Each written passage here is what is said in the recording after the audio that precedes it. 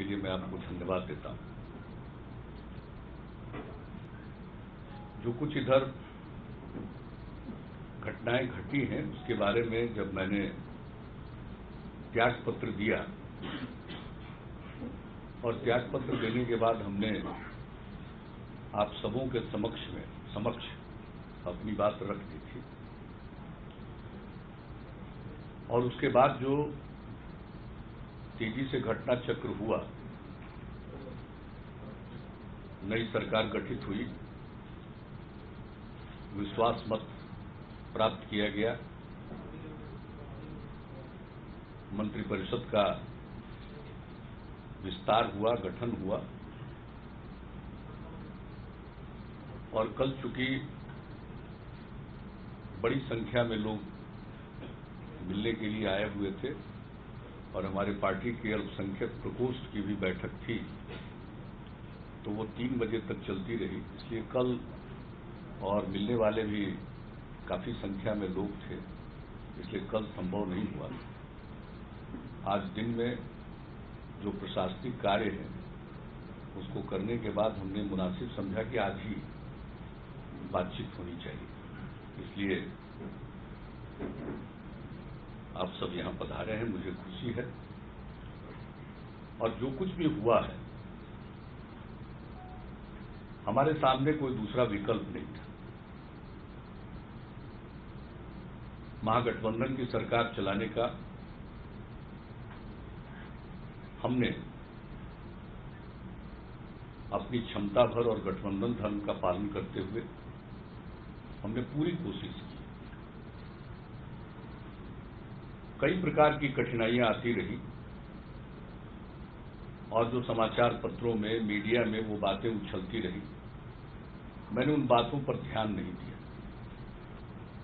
खासकर राष्ट्रीय जनता दल की तरफ से अनेकों बार आपत्तिजनक बयान आए जो गठबंधन धर्म के बिल्कुल विपरीत था। पिछले वर्ष भी राजद से जुड़े हुए एक व्यक्ति के कुछ वक्तव्यों के कारण जो स्थिति उत्पन्न हुई, मैंने कहा कि मैं इन बातों को संज्ञान में नहीं लेता हूं, मैं सबकी बात का नोटिस नहीं लेता हूं और मुझे कुछ नहीं कहना है, लेकिन मैंने साफ कह दिया था कि कानून अपना काम करे और कानून ने अपना काम किया। लोगों को इसका उत्तर मिल गया कि इस मामले में कोई समझौता नहीं किया जा सकता। लेकिन अगर आप ध्यान दीजिएगा कि उस समय जितने तरह के वक्तव्य आए थे, यहां तक कि मेरे ऊपर जो कुछ भी कहा गया, तो आरजेडी के अध्यक्ष माननीय लालू जी ने भी कोई स्पष्ट तौर पर कोई बात नहीं कही। मेरे बारे में जो कहा जा रहा था उसको उन्होंने बिल्कुल इग्नोर किया और उनके बारे में कोई उनकी पार्टी का कह रहा, उसके बारे में कहा उसने क्या गलत किया। तो हम लोगों को क्या इतराज है, उनकी पार्टी का कोई आदमी उनके बारे में जो कुछ भी बोले। लेकिन हमने इन सब चीजों को झेला है, एक बार नहीं अनेक बार। लेकिन मैंने उस पर ध्यान नहीं दिया और ये मान कर हम चलते थे कि इस प्रकार का गठबंधन है, इसमें ऐसी बातें होंगी। हमारी पार्टी की तरफ से आरजेडी के सुप्रीम लीडर के खिलाफ किसी ने कोई बात नहीं कही। हाँ, जब जिस बात की हम चर्चा कर रहे हैं, पिछले वर्ष जिस प्रकार से बातें हो रही थी, तो हमारी पार्टी के 2 वरीय नेता, 2 पूर्व अध्यक्षों ने संयुक्त संवाददाता सम्मेलन में जदयू की तरफ से बहुत स्पष्ट बात रखी थी एक बार। लेकिन इसके अलावा हम लोग हर चीज को टॉलरेट करते थे और ये मानकर चलते थे कि गठबंधन चलाने में कई तरह की कठिनाइयां आती, और उन सब चीजों को झेलते हुए हम काम करने में लगे रहे और बिहार के हित में जिस तरह से भी जितनी मेहनत करके काम करना चाहिए हम करते रहे। हमने सामाजिक अभियान चलाया और उसके पूर्व 7 निश्चय को लेकर उसकी कार्य योजना तैयार करवाई, उसके क्रियान्वयन को हम हर जिले में जाकर देखे। और जब हमने शराबबंदी की घोषणा की और उसको लागू किया तो उसके हर पहलू पर हमने समीक्षा की, कमिश्नरी वाइज घूमते हुए और दूसरी बार निश्चय यात्रा के दौरान हर जिले में। और हम जनप्रतिनिधियों से भी फीडबैक लेते थे कि आप बताइए कि इसमें कहाँ क्या कठिनाई आ रही है। ये सब हम काम करते हैं। और पिछले 2 महीना पहले, 2.5 महीना पहले तो हमने उसको और टाइटनिंग किया। इधर उधर से खबर आई और मैं इसके लिए मीडिया को धन्यवाद देता हूं कि उन्होंने कुछ जगहों पर शराब से संबंधित कारोबार के बारे में उजागर किया। उसने बहुत बड़ी मदद की इस पूरे मामले को और मुस्तैदी के साथ अगर कहीं कोई कमी है तो उसको दुरुस्त करने में। और मीडिया की अहम भूमिका होती है। अगर मीडिया न रहे तो बहुत सारी चीजें जो नीचे घट रही हैं उसकी जानकारी लोगों को नहीं मिल सकती। लोकतंत्र का चौथा स्तंभ है। इसलिए अगर मीडिया में कोई बात आती है तो उसको हम गौर करते हैं घटनाओं के बारे में। तो हम करते रहे, पूरी मेहनत करके सारा काम करते रहे। और नीचे के स्तर पर इधर उधर जो कुछ भी हस्तक्षेप प्रशासनिक कार्यों में भी होता रहा, इन सब चीजों के बीच हम विकास का काम करते रहे और पूरे गठबंधन धर्म का पालन करते रहे। और मेरे मन में ये बात आती है कि भाई इस गठबंधन का नाम ही हमने महागठबंधन दिया, तो अगर कुछ कठिनाई आती है तो उसको झेलना चाहिए और यथासंभव काम करना चाहिए। तो हम करते रहे। लेकिन जब इसके बाद जो भ्रष्टाचार के मामले सामने आए और उसको लेकर बिहार के जन जन में ये बात आई, मीडिया के माध्यम से इसको इतनी प्रमुखता मिली और बिहार के बाहर भी इसकी पूरी चर्चा होने लगी। तो एक ऐसा विषय कि आखिरकार इतने दिनों तक की राजनीति में हमारा जो काम करने का तौर तरीका रहा है उसमें हम समझौता कैसे कर सकते हैं। हमने प्रारंभ से भ्रष्टाचार के खिलाफ सशक्त अभियान चलाया है। यहां पर कानून में भी परिवर्तन लाया और लोगों की, अगर भ्रष्ट कोई लोक सेवक है उसकी प्रॉपर्टी को भी अटैच करने का काम किया गया। ये सब जहां हो रहा है जिस राज्य में, अब ऐसी बातें सामने आती है तो फिर कठिन परिस्थिति थी और तरह तरह की बात की जाने लगी। जब पहली बार देश के विभिन्न हिस्सों में छापा पड़ा तो उसके बाद ट्वीट करके कहा गया कि बीजेपी को नए सहयोगी के लिए धन्यवाद, बधाई। और 40 मिनट के अंदर उस ट्वीट की फिर व्याख्या की गई। लेकिन जो ट्वीट किया गया उसका इंपैक्ट क्या पड़ा था, मैसेज क्या गया था, बहुत क्लियर था,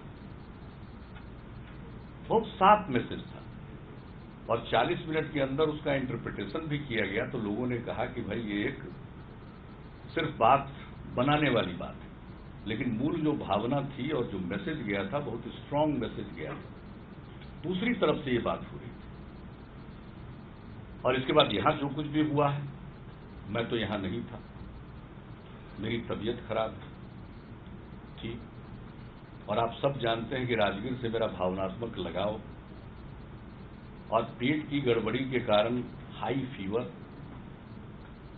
सब तरह का जांच डॉक्टर्स ने किया, दवा तो खा ही रहे थे। लेकिन आप जानते हैं कि राजगीर के कुंड में नहाने का और राजगीर में जाकर कुंड का पानी पीने की आदत हमारी बहुत पहले से रही है, बचपन से रही। हम चले गए स्वास्थ्य लाभ के, अगले दिन छापा पड़ता और मुझे वहां जानकारी दी जाती। आप में से कई लोग वहां पहुंच भी गए। मैं क्या बात कर सकता था, हमारी तो किससे बात हो नहीं रही थी। लेकिन तरह तरह के कयास लगाए जाने लगे। लेकिन फिर भी जब हम यहां वापस लौट कर आए तो मेरी बात भी हुई।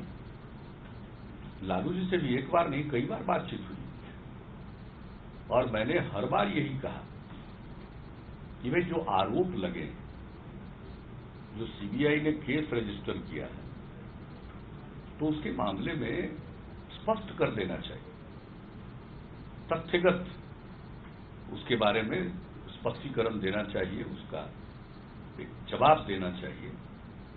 तो इससे आम जनमानस में बेहतर प्रभाव जाएगा और हम लोगों के लिए भी बेहतर होगा, ताकि हम लोग भी इस बात को कह सकें।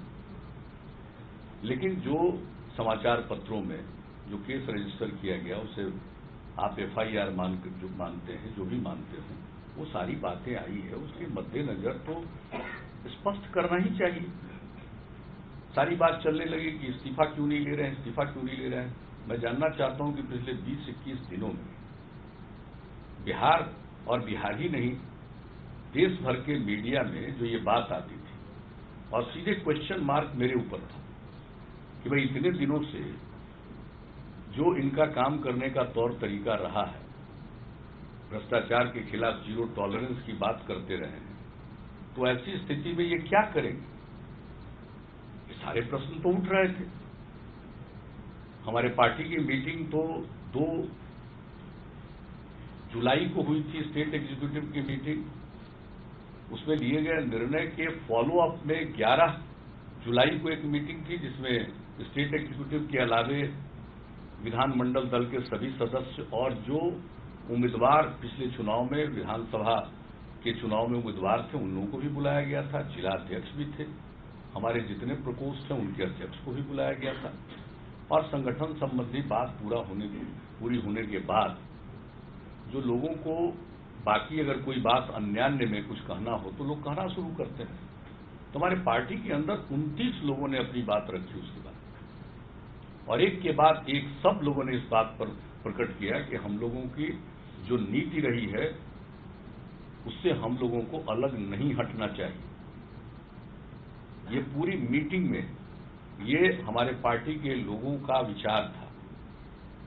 तो हमने मीटिंग को कंक्लूड करते हुए, सारी बातों की चर्चा करते हुए, उसके बाद हमने कहा कि हम तो यही चाहेंगे कि लोग इस बात का स्पष्टीकरण दे दें, एक्सप्लेन कर दें, जो भी आरोप लगे हैं उसके बारे में तथ्यगत ढंग से बिंदुवार जवाब दे दें, यही बेहतर होगा। और हम लोगों की पार्टी से इतना ही कहा गया। अब उसका भी उत्तर क्या आया और किस तरह से मजाक उड़ाने लगा कि भाई ये CBI के हैं, ये क्या हैं। हमने ये तो नहीं कहा कि JDU के सामने या मेरे सामने स्पष्टीकरण देना चाहिए। हमने तो कहा आम जनता के सामने स्पष्ट कर देना चाहिए कि बात क्या है, मामला क्या है, तथ्य क्या है। यह बोलना कि मुझे फंसाया जा रहा है अपने समर्थकों के लिए तो ठीक है, कोई बोलता है राजनीति में रहने वाला, तो उसके लिए समर्थकों के लिए तो बात हो जाती है। हम माइनर हैं, कुछ भी हो, ये सब समर्थकों के लिए। लेकिन आम जनता के लिए तो ये जरूरी था कि एक्सप्लेन कर देना चाहिए था। और जब हमसे तेजस्वी जी मिले भी कैबिनेट मीटिंग के बाद अकेले से, तो ये सारी बातें हुई। हमसे कहा गया कि आप ही बता दिए क्या एक्सप्लेन करना। हमने कहा कि भाई हम ये प्रॉपर्टी, एसेट्स और कंपनी वगैरह के बारे में मेरी कोई जानकारी नहीं है, हमारा इन सब चीजों का कोई अनुभव नहीं, इसलिए हम क्या सलाह देंगे। हमारा तो सिर्फ इतना ही कहना है कि जो आरोप है उसके बारे में जो आप कह सकते हैं उसको कहिए, और इसका अच्छा असर आम जनमानस पर जाएगा। यही हमने कहा बार बार। अब बार बार कहा जाता था कि भाई अगर कुछ कहेंगे तो FIR में कुछ फ्लॉ है तो उसको लोग दुरुस्त कर लेगा। ऐसी कोई बात नहीं, हम तो कोई टेक्निकल और लीगल बात कर ही नहीं रहे थे। हमने तो कहा फैक्चुअल कहने की बात, और आम जनता के बीच मीडिया के माध्यम से प्रकट कर दीजिए, और इसका लाभ होगा महागठबंधन। लेकिन इसके लिए लोग तैयार नहीं थे। अब तैयार इसलिए नहीं थे कि लगता है कि कुछ स्पष्टीकरण देने की उनकी कोई स्थिति ही नहीं थी। और उसके बाद हम लोगों के पार्टी के लेजिस्लेचर पार्टी की मीटिंग नहीं थी पहले से, लेकिन यह था कि 26 को होगा कि 27 को होगा, ये तय नहीं था। लेकिन जब 26 तारीख को RJD की लेजिस्लेचर पार्टी की मीटिंग हुई दिन में 12 बजे, और जो बात सामने आई तो जब अखबार में आ गया 25 तारीख को कि उनकी मीटिंग होने वाली है 12 बजे, तब फिर हमारे पार्टी के चीफ व्हिप इन लोगों ने कहा, हमने कहा आप भी 26 की शाम में बुला लीजिए, तो कम से कम स्थिति भी फिर स्पष्ट हो जाएगी। दिन के उनकी मीटिंग के बाद जो उनकी बात सामने आएगी उस रोशनी में हम लोग अपने पार्टी में डिस्कस करेंगे, और इसलिए शाम में मीटिंग रख दी गई। अब जो बात आई उस दिन लेजिस्लेचर पार्टी के बाद, वह भी वही पुरानी बात आई। हम तो इस्तीफा मांग नहीं रहे थे, इस्तीफा नहीं देंगे, और मीडिया में बात जरूर आ रही थी देना चाहिए, बहुत लोग मांग कर रहे थे, भी गलत बात है। लेकिन उसके बाद और स्पष्टीकरण के बारे में कह दिया, जो भी कहना होगा हम लोग उपयुक्त स्थल पर कहेंगे। तो ये कुल मिलाकर स्थिति यह आ गई कि शायद इसके बाद असेंबली का सेशन होने वाला है, और अब तो हम लोगों को निर्णय लेना पड़ेगा। और जो मैंने कहा 11 जुलाई की बैठक में, जिसका हमने आपको जिक्र किया, state executive, legislature party, district presidents, हमारे सारे प्रकोष्ठ के अध्यक्ष, और जो पिछले चुनाव में जीत नहीं सके लेकिन हमारे उम्मीदवार थे, वे भी आमंत्रित। और उस मीटिंग में लोगों ने हमको ऑथोराइज किया, आप जो डिसीजन लीजिएगा हम लोग आपके साथ हैं और आपको निर्णय लेना चाहिए। और लोगों ने जो अपनी बात रखी थी, जिसका मैंने जिक्र कर दिया, वैसा था, मुझको लोगों ने ऑथोराइज किया हुआ। और तब जब लेजिस्लेचर पार्टी की मीटिंग हमने बुला ली और पूरी स्थिति हुई, 6 बजे उस मीटिंग में हमने फिर से सारी बात रख दी कि यह स्थिति आई है। और अब मेरे मन में यह बात आ गई है कि भाई अब हम इस सरकार को नहीं चला सकते, इसलिए मैं त्याग पत्र देना चाहता हूं। मेरे विधायक दल ने पूरे तौर पर इसको इंडोर्स किया, और तब त्याग पत्र देने के बाद, हम इस निर्णय के बाद, त्याग पत्र लिखने के बाद हमने बातचीत की राष्ट्रीय जनता दल के अध्यक्ष श्री लालू प्रसाद जी से, और हमने बात की कांग्रेस के बिहार के प्रभारी श्री सीपी जोशी, जो कि हमेशा जब भी महागठबंधन बना उस दौर में सीपी जोशी जी ही कांग्रेस के केंद्रीय नेतृत्व की तरफ से आते थे। तो हमने दोनों व्यक्तियों को कह दिया कि अब मेरे लिए संभव नहीं है सरकार चलाना इस रूप में, इसलिए हम त्याग पत्र देने जा रहे हैं। अब इस बात को सुनने के बाद किसी को कुछ कहना रहता है, 2 लाइन करते हैं कि अरे ऐसा क्यों, ये सब बात होती है। लेकिन हमने दृढ़तापूर्वक ये कह दिया कि अब इतने दिनों तक हमने इंतजार किया,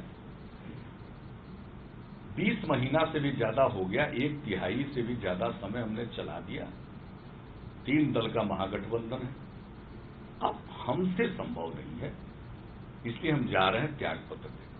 और इसके बाद हम गए महामहिम राज्यपाल महोदय के यहाँ, त्याग पत्र हमने दे दिया, और बाहर आकर के हमने अपनी बात आप सब लोगों को कह दी।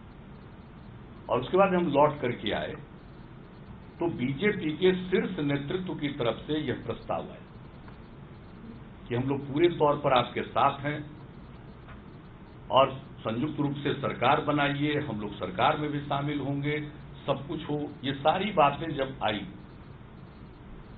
शीर्ष स्तर से, तो ये सारी बातें हालांकि होने के बाद तुरंत प्रधानमंत्री महोदय ने ट्वीट भी किया, हमने उत्तर भी दे दिया, लेकिन ये जब बात आई तो हमने अपने लेजिस्लेचर पार्टी में ये बात रख दी। हमारे विधायक दल ने पूरे तौर पर, उन लोगों ने कहा कि आप बताइए, उनकी विधायक दल की बैठक है, हम उस पर पहले बात कर लेते हैं। विधायक दल की बैठक में जब इंडोर्स कर दिया लोगों ने, तब हमने वापस कहा और ये कहा कि अगर संयुक्त रूप से काम करना है तो, और उन लोगों का ही प्रस्ताव था कि संयुक्त बैठक भी हो जाए, तो उनकी भी बैठक थी, वो बैठक उनकी समाप्त हो चुकी थी। तो यहां आने में उन लोगों को घंटा भर से भी ज्यादा लगा, क्योंकि उन्होंने अपनी बैठक समाप्त कर दी थी। तो फिर सब लोगों को बुलाया और यहां पर संयुक्त बैठक हुई और यह निर्णय हुआ, नेता निर्वाचित हुए, मीटिंग बाजाबता फॉर्मल हुई, और उसके बाद ये तय हुआ कि हम लोग चलकर महामहिम राज्यपाल महोदय के यहाँ जाकर सरकार बनाने का दावा पेश करें। उस दिन महामहिम राज्यपाल महोदय की तबीयत कुछ खराब हो गई थी, वो IGIMS में गए हुए थे, तो जब तक वो IGIMS में लौटते नहीं तब तक तो उनसे मिल नहीं सकते थे। जब वो लौटे उसके कुछ ही समय के बाद हम सब लोग गए, मिले, उनके सामने रखा, उन्होंने दावे को स्वीकार करते हुए सरकार बनाने का निमंत्रण दिया, और ये हुआ, तय हुआ कि कल सुबह 10 बजे सरकार का शपथ ग्रहण होगा, वो हुआ और उन्होंने 2 दिन का समय दिया विश्वास मत हासिल करने के लिए। 48 घंटे का समय 2 दिन का मिला, 1 दिन के अंदर हम लोगों ने विश्वास मत हासिल किया और तब मंत्रिमंडल का विस्तार हुआ। तो ये है पूरी कहानी। बहुत लोगों को लगता है कि ये बहुत सेटल्ड था, सब कुछ तय था। अब वो आप सोचिए, घटनाएं इतनी तेजी से घटी हैं और यह सब कुछ हुआ, तो ऐसी स्थिति में जो भी निर्णय हुआ, और हम तो देखते थे अपने पार्टी के लोगों का विचार सुनते रहते थे, लोग उबे हुए थे। और कल मैं बताता हूं, सबसे पहले हमारे पार्टी के अल्पसंख्यक प्रकोष्ठ की बैठक यहां थी। 1000 से ज्यादा हमारे अल्पसंख्यक प्रकोष्ठ के साथी आए। प्रखंड स्तर पर जो अल्पसंख्यक प्रकोष्ठ के अध्यक्ष हैं वो भी आए थे, और जिला स्तर पर सारे लोग। और जो हमने लोगों का मूड देखा, भाई हम तो एनडीए में भी पहले थे, उस समय से लोग साथ थे, वो अपनी भूमिका देखते थे। समाज में प्रेम और सद्भाव स्थापित करने के लिए, अल्पसंख्यकों के कल्याण के लिए जो काम किया, तो सब के सब लोग बिल्कुल ही इस बात से खुश थे। तो जो हमारी पार्टी की इकाइयां हैं, उसमें इस बात को लेकर प्रसन्नता है कि यह हुआ। और आज तक अब जब ऐसा होता है तो हमको मालूम है, अगर हम चुपचाप झेलते रहते तो हमें तो जवाब देना पड़ता कि भ्रष्टाचार के मामले में आपका क्या रवैया। और हम जानते थे अगर दूसरा निर्णय लेंगे तो लोग कहेंगे महागठबंधन था, और सेकुलरिज्म की बात लोग उठाएंगे। तो मैंने तो हाउस था, वो जुम्मे का दिन था, इसलिए समय नहीं था। हमने संक्षेप में ही जो जरूरी बातें थी हमने कह दी। सेकुलरिज्म एक विचार है और हमें किसी के सर्टिफिकेट की जरूरत नहीं। जब भाजपा के साथ एनडीए की सरकार थी तो अल्पसंख्यकों के कल्याण के लिए जितने काम हुए हैं, जरा बता दे गिन करके कि अगर उतने काम कहीं हुए हो, और इस काम को हम आगे बढ़ाते रहे, एनडीए नहीं भी रहा तब तक। भागलपुर में दंगा हुआ था और साहब लोगों को ऊपर फाइनल रिपोर्ट सबमिट किया गया था। हम तो जब निकले थे न्याय यात्रा में तो वहां मालूम हुआ कि बहुत लोगों के मन में एक दुख है और तकलीफ है। इसलिए सरकार बनी और सरकार बनने के बाद हमने भागलपुर के दंगे की जांच फिर से करवाई, और वो दूसरे कारणों से, जो पहले जो जांच आयोग बना हुआ था उसका जो टर्म्स ऑफ रेफरेंस था उससे अलग इसका टर्म्स ऑफ रेफरेंस था। और उसके अलावे हमने सीआईडी को, विभाग को कहा था, सीआईडी को, कि आप देखिए कि जितने मामले हुए हैं जिसमें फाइनल रिपोर्ट हुआ है क्या कुछ है। वहां से रिपोर्ट आई 29 ऐसे केसेज हैं जिसमें प्रमाण और साक्ष्य रहते हुए भी चार्जशीट के बजाय फाइनल रिपोर्ट सबमिट कर दिया गया, और उन लोगों ने इजाजत लेकर फिर से केस को रीओपन किया है, इन्वेस्टिगेशन किया, और उसके बाद चार्जशीट दायर हुआ, लोगों को सजा। अब उसके आगे न्यायिक प्रक्रिया है, वो अपनी जगह पर है। लेकिन आप समझ लीजिए, और उन लोगों को उस स्तर पर जो जांच आयोग गठित हुआ उनके रिकमेंडेशन पर उस स्तर का मुआवजा दिलवाया गया जो 84 में जो दंगा हुआ था सिख विरोधी, उस स्तर का मुआवजा यहां दिलवाया गया। और इसके अलावे जो पीड़ित परिवार है जिसके पास कोई नहीं बचा था, वैसे परिवारों को राज्य सरकार ने 2500 रुपया ताज जिंदगी का पेंशन दिया है, मुआवजा प्रति महीने का, और वो बढ़कर के 13 में 5000 रुपया प्रति महीने का हुआ। वहां से शुरू करिए। अल्पसंख्यक महिलाओं के लिए हुनर की योजना, उसके साथ औजार देना, पूरे बिहार के कब्रिस्तानों का सर्वेक्षण कराकर 8024 कब्रिस्तानों को चिन्हित करके राज्य की योजना बनी कि हम कब्रिस्तान की घेराबंदी कराएंगे। पहले से जो कब्रिस्तान की घेराबंदी की स्कीम थी वो महज मामूली थी और उसमें कुछ हो नहीं पाता था। हमने नई स्कीम, राज्य की स्कीम बनाकर और कब्रिस्तानों की घेराबंदी प्रारंभ कराई, और डीएम और एसपी को इसकी जिम्मेवारी दी कि आप तय करिएगा प्राथमिकता किस कब्रिस्तान की घेराबंदी कब करानी है और कितना खर्च होगा, उसकी कोई सीमा नहीं रखी गई। जितना बड़ा कब्रिस्तान होगा, जिस तरह का इलाका होगा, उस प्रकार की घेराबंदी होगी, और वो काम चल रहा है। और किसी भी प्रकार का सांप्रदायिक सद्भाव पर कोई बाधा आएगी तो हम लोगों ने अपने राज्य सरकार में जिम्मेवारी दी कि ये डीएम और एसपी की ज्वाइंट रिस्पॉन्सिबिलिटी है कि सद्भाव का वातावरण कायम रखे। यह सब काम किया। अल्पसंख्यक के लड़की लड़कियां बहुत कम संख्या में मैट्रिक फर्स्ट डिवीजन से पास करती थी। हमने स्कीम बनाई, 2400 2500 से ज्यादा नहीं, और जब हमने 10,000 रुपया का उनको इनाम देने का फैसला किया कि जो फर्स्ट डिवीजन से पास करेगा, राशि देने का फैसला किया, तो उसके बाद 3 साल के अंदर ही 26,000 से भी ज्यादा हो गए। ये सब काम किया। किस क्षेत्र में काम नहीं किया? अल्पसंख्यक वित्त निगम वर्चुअली समाप्त हो चुका था, हमने नए सिरे से क्रिएट किया। शिक्षा ऋण योजना, रोजगार के लिए कोई अगर करना चाहता है कोई काम, उसके लिए एक नहीं अनेक काम किए गए। मैं कितने कामों को गिनाऊं। और उसके अलावे जब अलीगढ़ मुस्लिम यूनिवर्सिटी के लिए जमीन की मांग हुई तो तत्काल हमने जमीन दिया।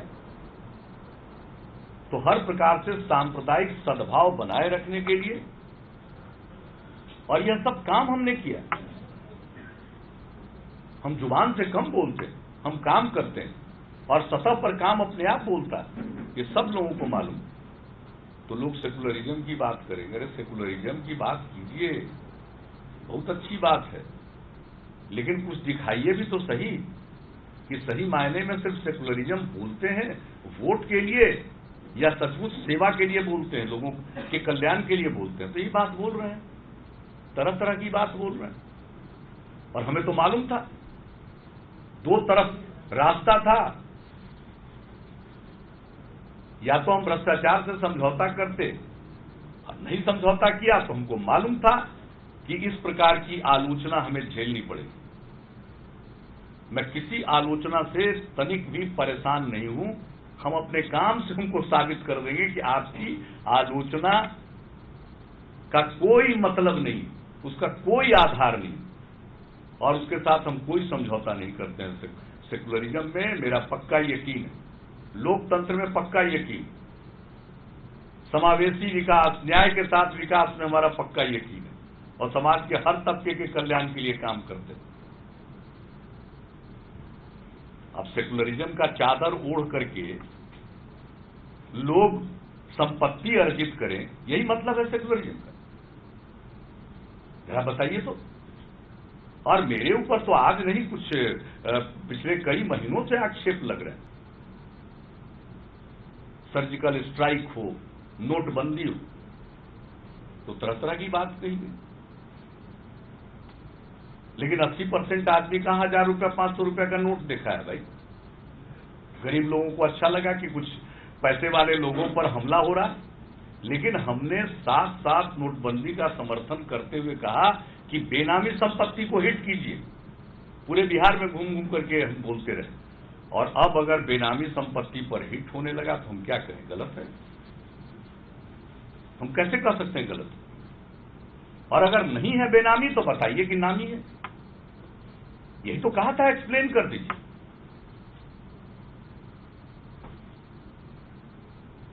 यही तो हमने कहा था, एक्सप्लेन कर दीजिए। अगर एक्सप्लेन कर दिए होते तो बात दूसरी होती।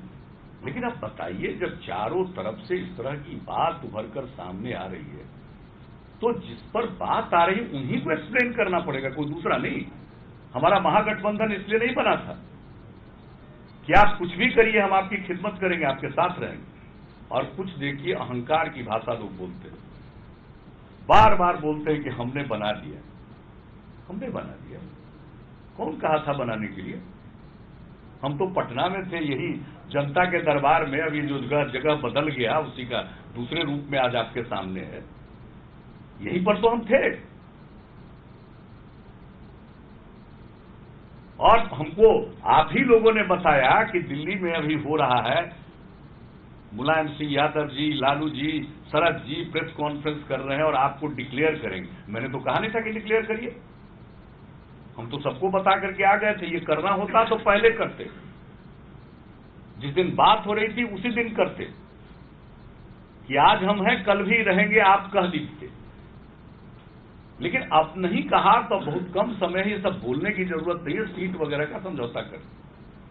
लेकिन क्यों आकर के इतनी जल्दी किए? डर हो गया था कि कहीं जेडी और कांग्रेस अकेले तो नहीं चुनाव लड़ने जा रहा, तो वहीं से बैठे बैठे और ऐलान भी कैसा किया कि हम जहर का घूंट पीने को तैयार। यानी हम जहर हैं, हम सब बर्दाश्त किए हैं। देखिए हम जहर हैं। ये महागठबंधन की सरकार बनी और इतना सीट जीते, ये अकेले इनके बलबूते पर जीते। और बलबूते की बात लोग करते हैं और बिहार के और बहुत लोगों को भ्रम रहता, हमारे चंद पढ़े लिखे और कॉलम लिखने वालों को भी भ्रम रहता बेस को लेकर के। मास बेस कास्ट बेस नहीं होता है,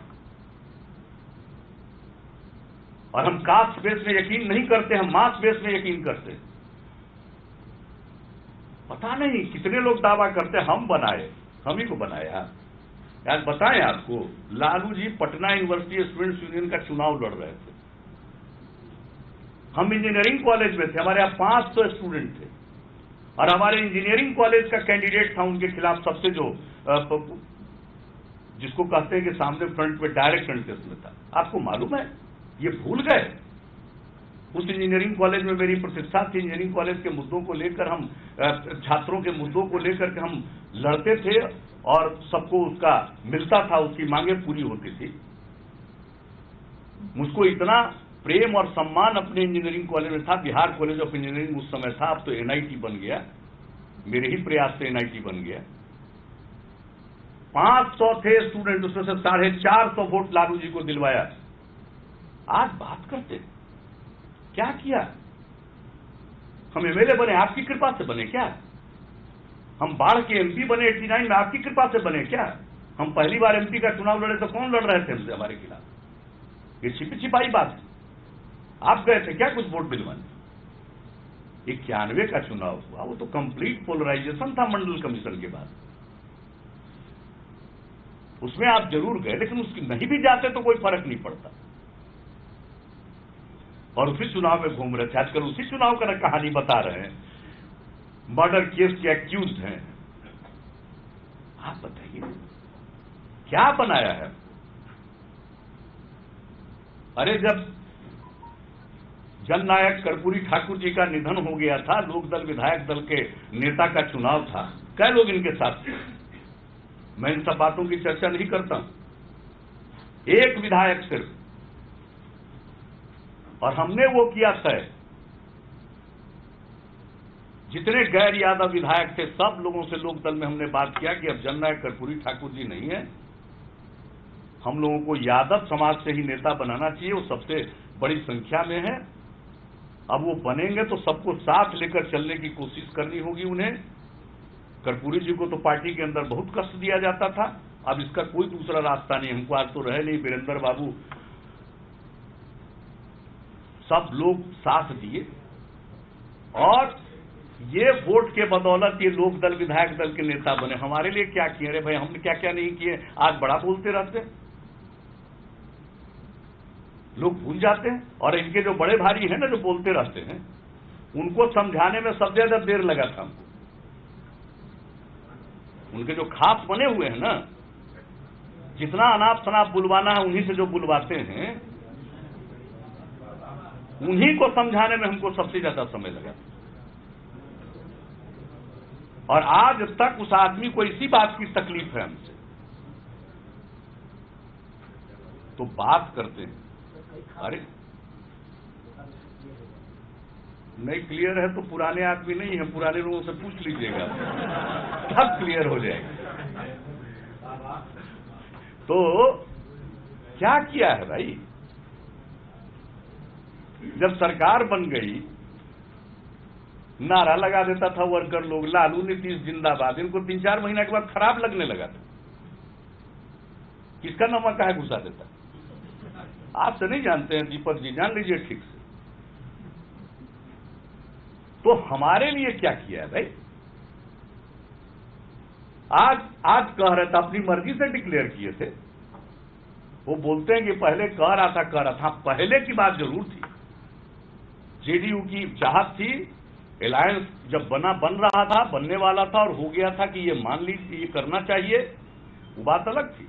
लेकिन आपने महीनों उस पर जब निर्णय नहीं लिया, तो जब मीटिंग हो रही थी मुलायम सिंह जी की घर पर, तो हमने तो साफ कहा इसकी कोई जरूरत नहीं है, वो वक्त बीत गया, अब सिर्फ सीटों का बंटवारा कर लीजिए, अब उसके आगे कुछ और करने की जरूरत नहीं।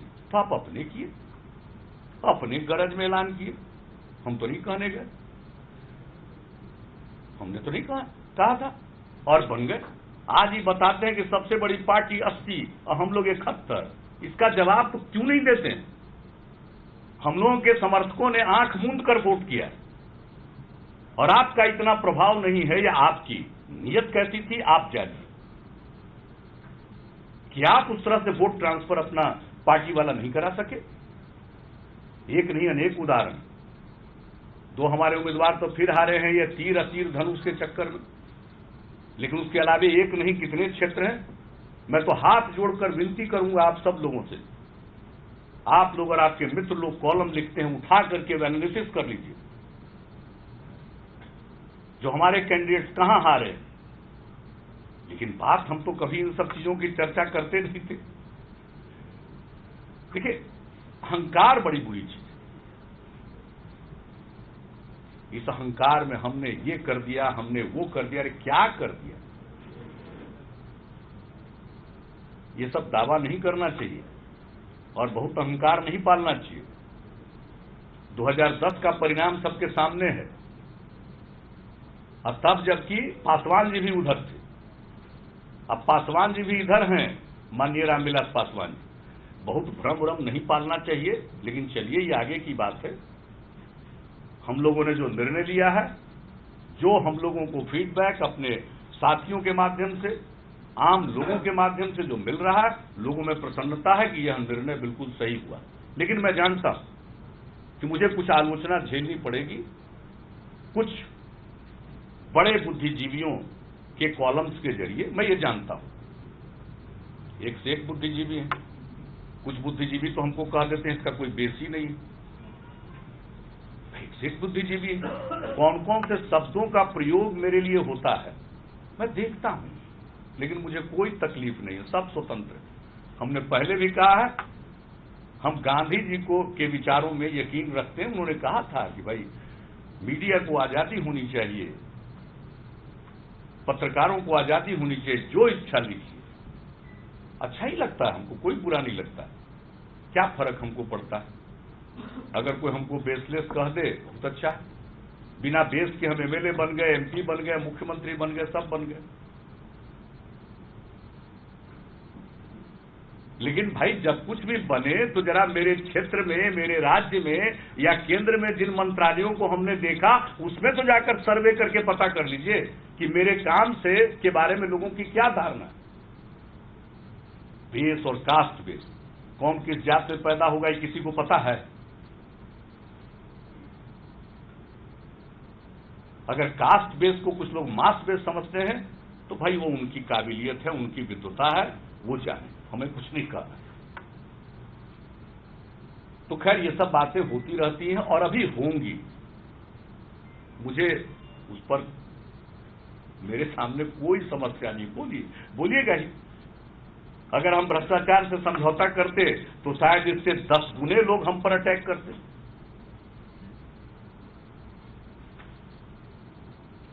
इशारा कर रहे हैं बंद करने का, चलिए। तो जो भी हमने निर्णय लिया है, पार्टी की राय पर निर्णय लिया। और एक बात हम आप लोगों को और बता देते हैं भाई, जान लीजिए, हमारी पार्टी जनता दल यू, हम राष्ट्रीय अध्यक्ष भी हैं, लेकिन हमारी पार्टी को मान्यता सिर्फ और सिर्फ बिहार में है। इसलिए बिहार के मसले पर जो बिहार की पार्टी डिसीजन लेती है वही सब कुछ है। लेकिन तरह तरह की बात आती है, अभी तो बहुत कुछ चलाया जाएगा, चलाते रहिए, हमको उसमें कोई दिक्कत नहीं, हमको कोई परेशानी नहीं। और अच्छा है हो सकता है सब कुदरत का खेल हो, एक ही साथ कई समस्याओं का समाधान भी हो जाएगा, कोई परेशानी नहीं। अरे भाई हम बोल रहे हैं, हमको क्या पता कौन सी समस्या, समस्या आप क्रिएट करते हैं, आप जानिए, हमारे सामने तो कोई समस्या नहीं।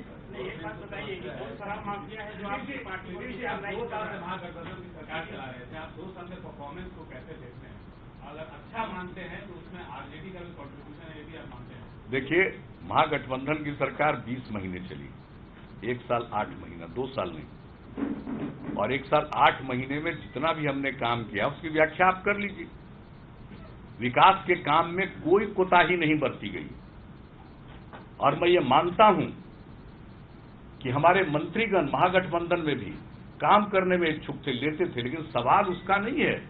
अलग स्तर पर जो नीचे से लेकर के विभिन्न चीजों में गवर्नेंस के इशूज जो होते हैं, उस मामले में नीचे के स्तर पर अब फोन चला जाए, हस्तक्षेप हो जाए, वो परेशान हो जाए, तो कई चीजों को बिल्कुल रास्ते पर लाने में समय लगता था।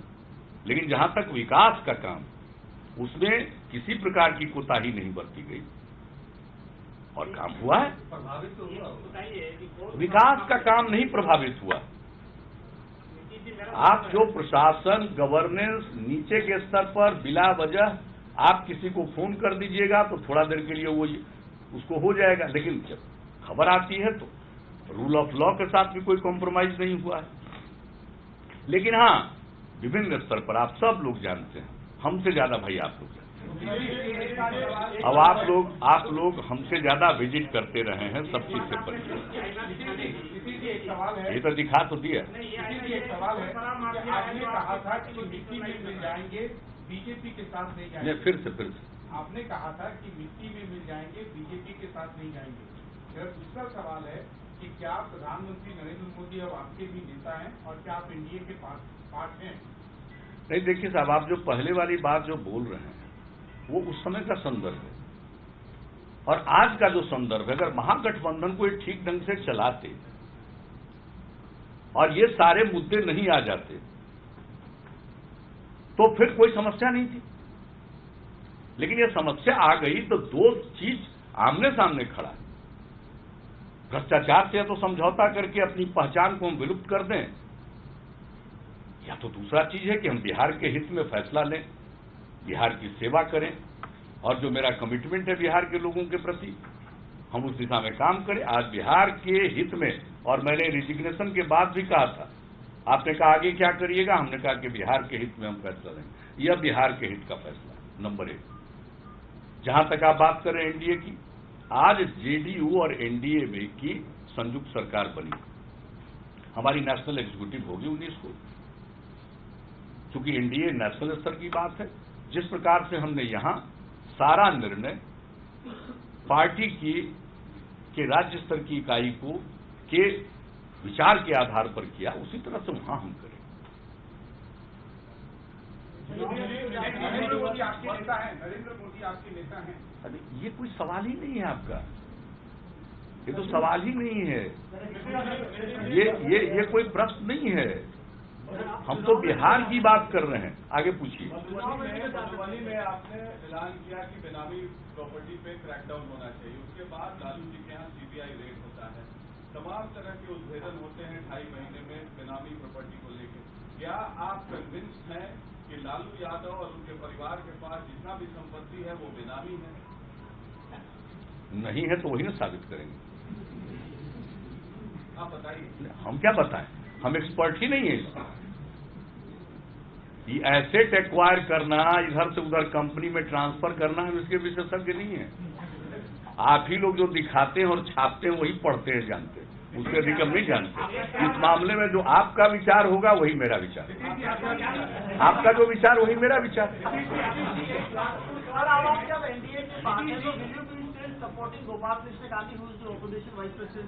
नहीं, ये बात आप लोग बहुत अच्छा पूछ लिए। जिस दिन ये बात हो रही थी उस दिन भी हमने बता दिया, डे 1 हमने वचन दे दिया है। गोपाल कृष्ण गांधी जी को उपराष्ट्रपति के चुनाव में हमने वचन दिया हुआ है, और वचन से हम टिकते नहीं, ये बता दिया।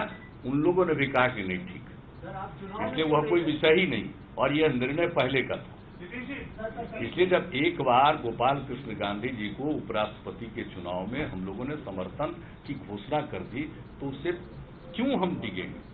और इस बात में किसी को कोई कंफ्यूजन नहीं है, भारतीय जनता पार्टी को कोई कंफ्यूजन नहीं है, शीर्ष नेतृत्व को यह पहले दिन ही बता दिया और उन लोगों को भी कोई एतराज नहीं। 2019 में नरेंद्र मोदी को वापस दिल्ली की धरती पर काबिज होना चाहिए, नहीं होना चाहिए, और आपका उसमें कोई दूसरा नहीं काबिज हो सकता, सब बता मोदी जी का मुकाबला करने की किसी में क्षमता वगैरह है नहीं।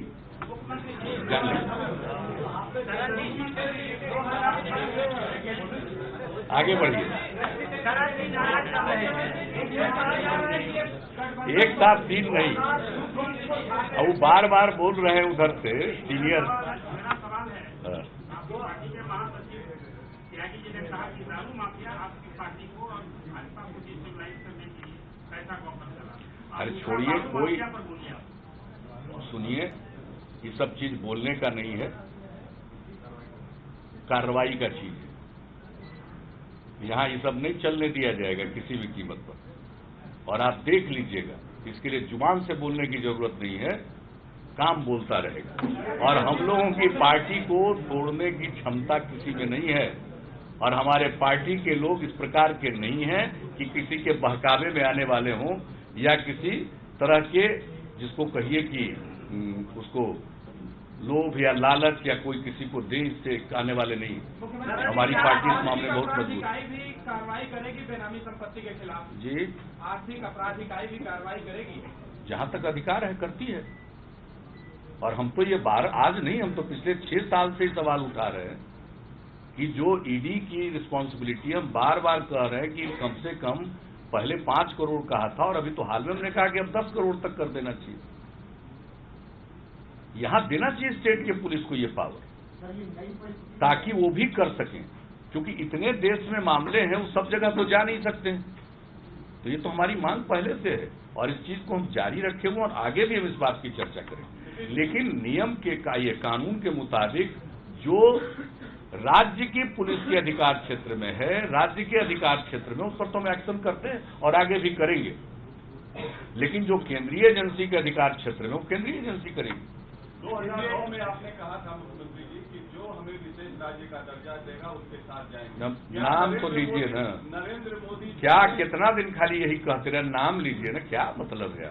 नरेंद्र मोदी जी मुख्यमंत्री जी क्या है? मिल गया है कि विशेष राज्य का दर्जा देंगे। आपसे मेरा रिश्ता मुख्यमंत्री का है,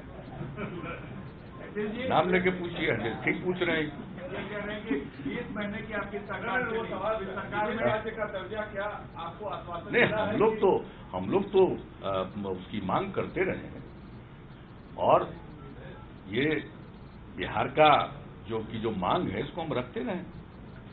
अभी के केंद्र सरकार के भी समक्ष रखा, पहले ही से रखा हुआ। तीसरा विकल्प भी था आपके पास, मैंडेट पब्लिक का ले लेते, क्यों नहीं गए? क्या? कौन सा विकल्प था? नहीं, वो विकल्प नहीं हो सकता। वो विकल्प नहीं हो सकता है कि आप फ्रेश चुनाव करने जाइए, वो कोई विकल्प ही नहीं। इसलिए कि रोज रोज चुनाव कराना भी उचित नहीं। और ये बिहार के हित में फैसला है, स्टेट के हित में फैसला है कि बिहार की तरक्की और बेहतर ढंग से हो सकेगी। सेंटर और स्टेट एक ऑन सेम पेज है, तो ज्यादा बेहतर ढंग से काम हो सकेगा, इसकी संभावना है। 20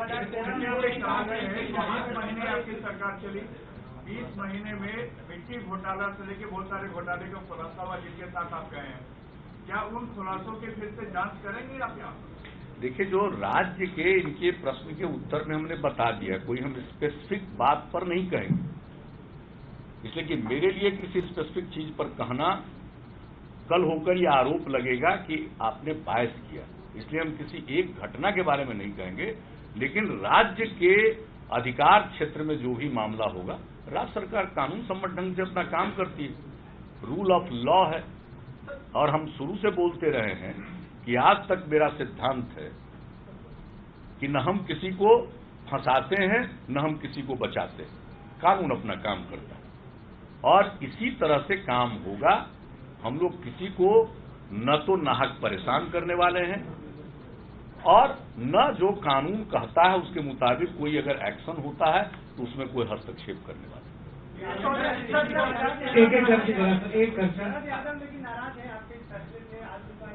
नहीं। देखिए, लोकतंत्र में विचार होते हैं, अलग अलग विचार होते हैं, लेकिन आपको मैंने एक्सप्लेन कर दिया कि हमारी पार्टी जनता दल यू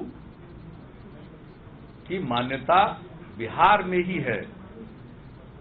चुनाव आयोग से जो मान्यता मिलती है वो सिर्फ बिहार में है, इसलिए बिहार की यूनिट का अपना एक उसकी अहमियत है और उसने निर्णय लिया और मेरी मौजूदगी में, जबकि मैं राष्ट्रीय अध्यक्ष हूं, इसलिए जो कुछ भी निर्णय लिया गया है राज्य स्तर का वो यहां लिया गया है।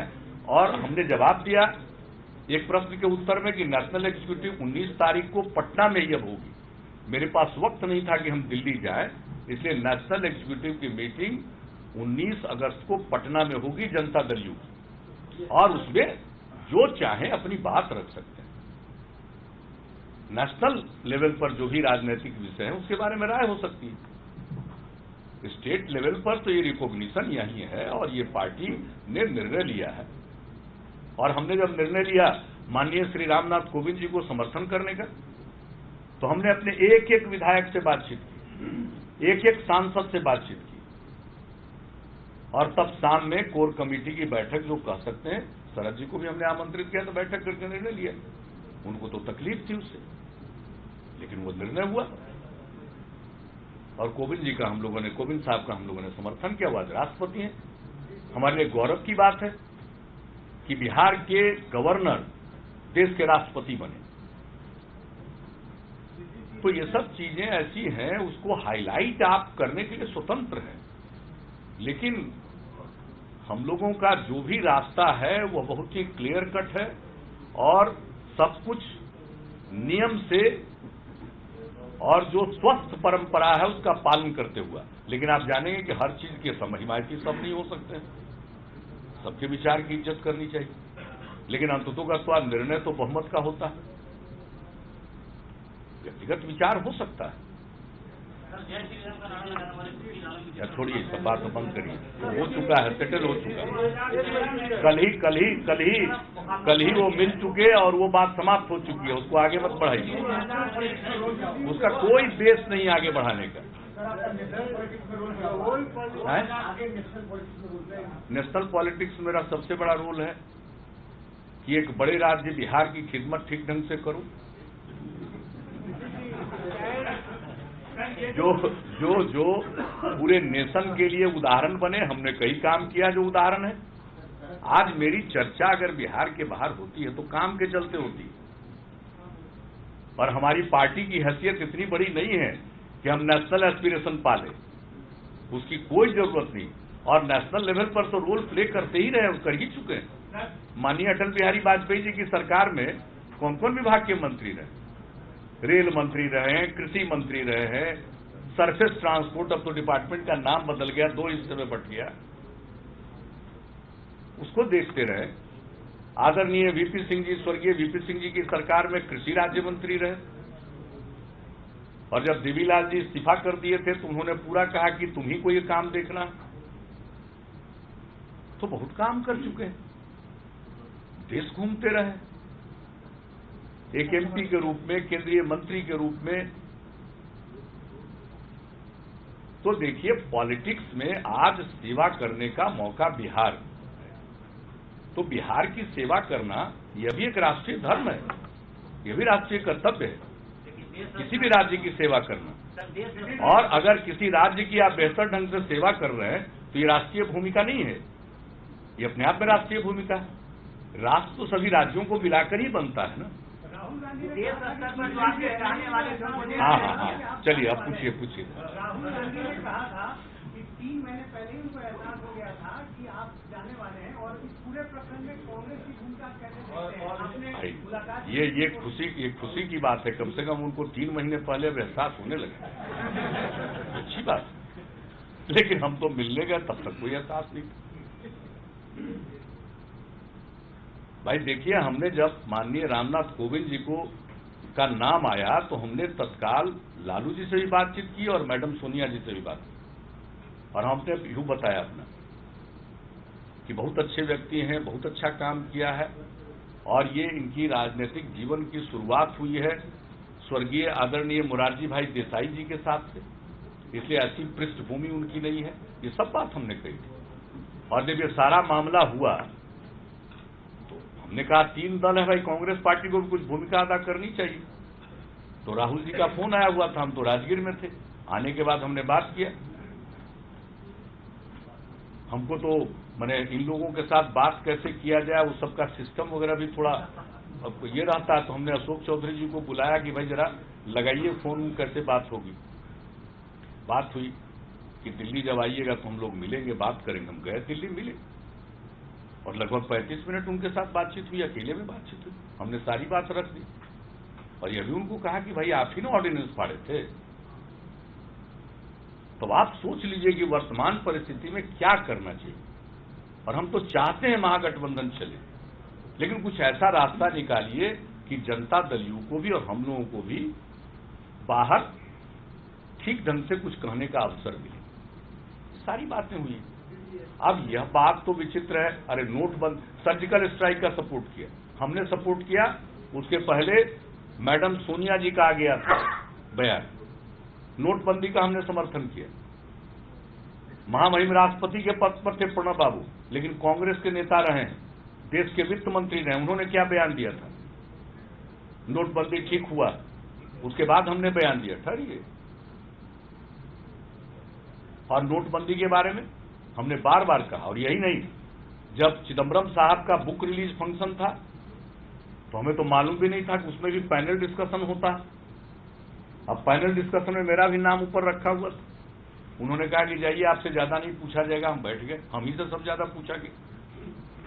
तो उन्होंने उस समय कह दिया कि भाई अपोजिशन यूनिटी करनी है और अल्टरनेटिव बनाना है तो आपको एजेंडा भी सेट करना पड़ेगा। रिएक्टिव एजेंडा से काम नहीं चलता। आप दूसरे की बात पर सिर्फ प्रतिक्रिया व्यक्त करते हैं। और उस दिन भी हमने नोटबंदी की बात कही, आप देख लीजिए, उसका जरूर होगा वीडियो क्लिपिंग्स, देख लीजिए हमने जो बातें कही, और साफ साफ बात कही। और हमने तो यहां वहां यह भी कहा था कि भाई कांग्रेस सबसे बड़ी पार्टी है, राहुल जी एजेंडा सेट करें, इनिशिएटिव लेकर एजेंडा सेट करना चाहिए। अब आप कुछ कीजिएगा ही नहीं। और रही बात कांग्रेस पार्टी की बात, कांग्रेस पार्टी के हित में तो आसाम में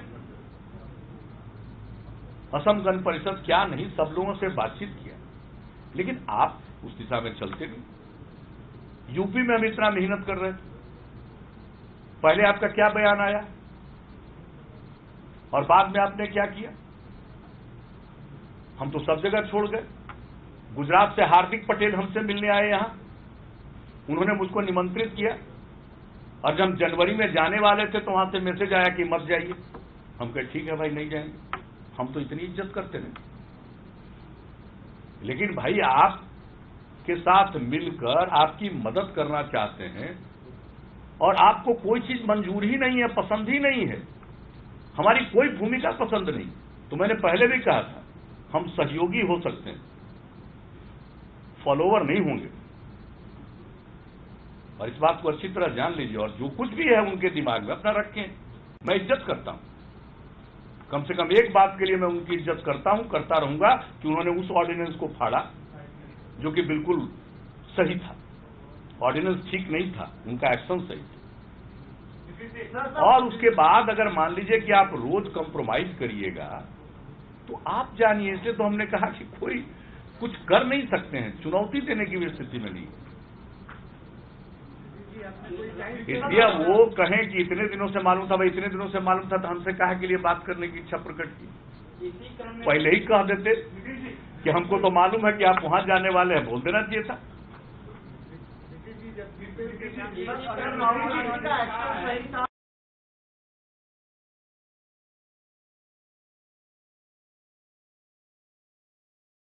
आप जब तेजस्वी जी को बोले कि आप पीपल के सामने एक्सप्लेनेशन दीजिए, कोई टाइम फ्रेम दिए थे सर?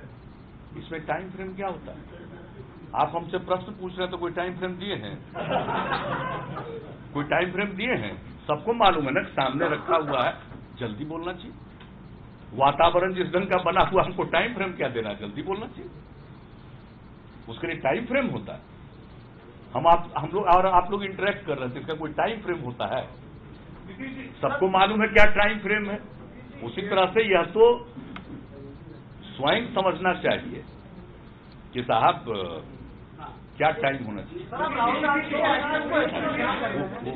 2013 में आपने कहा था कि आडवाणी जी और वाजपेयी जी का जमाना बीजेपी में चला गया, अब आपके लिए बीजेपी के साथ काम करना मुश्किल है। तो 2013 और 2017 क्या परिवर्तन देखते हैं कि आपको बीजेपी में सहजता महसूस हो रही है? दूसरी तरफ का हिसाब देखकर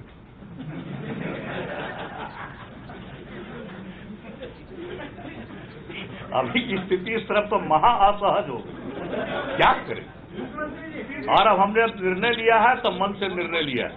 अब पुरानी बात हमको चिढ़ाने के लिए कोट कर सकते, करते रहिए, उसमें हमको कोई एतराज नहीं है।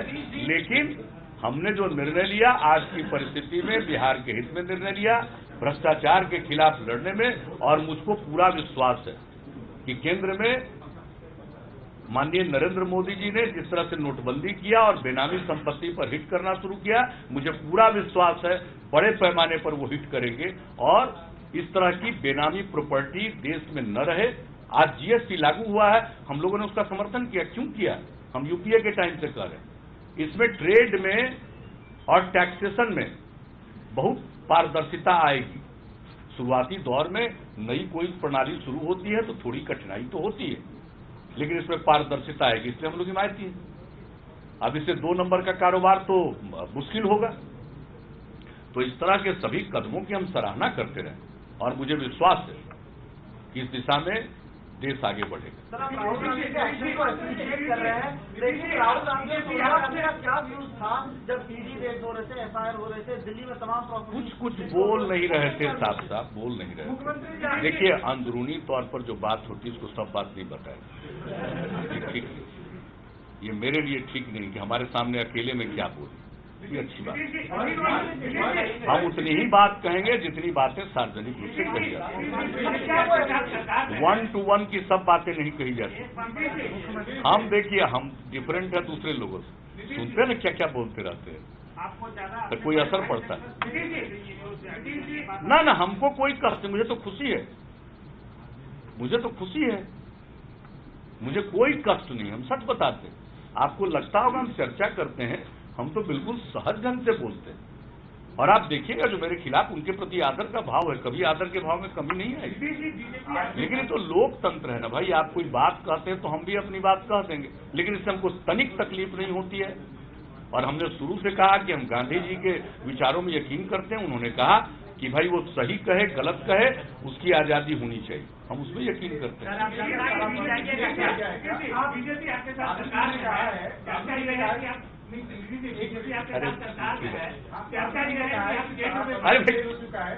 शराबबंदी फेल हो चुका है, होम डिलीवरी हो रही है, लेकिन वो आपको बार बार मना करते थे, उसके बावजूद क्या हुआ?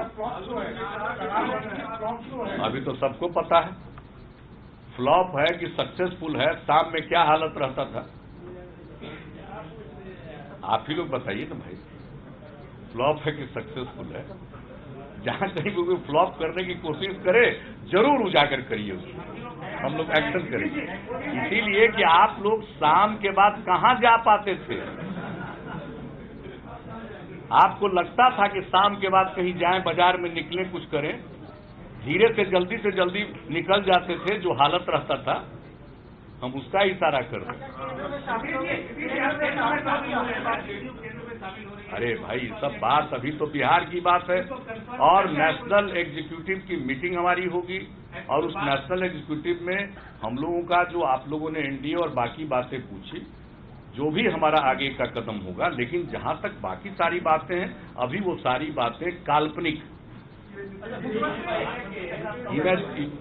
आज भी प्रेस का हाइपोथेटिकल प्रश्न है ये सब और हम हाइपोथेटिकल प्रश्न का उत्तर नहीं देते। आप हमको देख लिए, हम कहाँ कोई हाइपोथेटिकल चीज का जवाब देते। जो करना था किए, और किए भी किस तरह से तो देख लिए। बहुत लोगों को परेशानी होती है कि इतना जल्दी इस तरह से कैसे हो गया।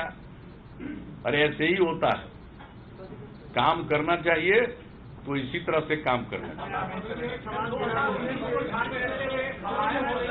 चलिए, बहुत धन्यवाद। चलिए चाय पिए। आप लोग का बहुत बहुत धन्यवाद।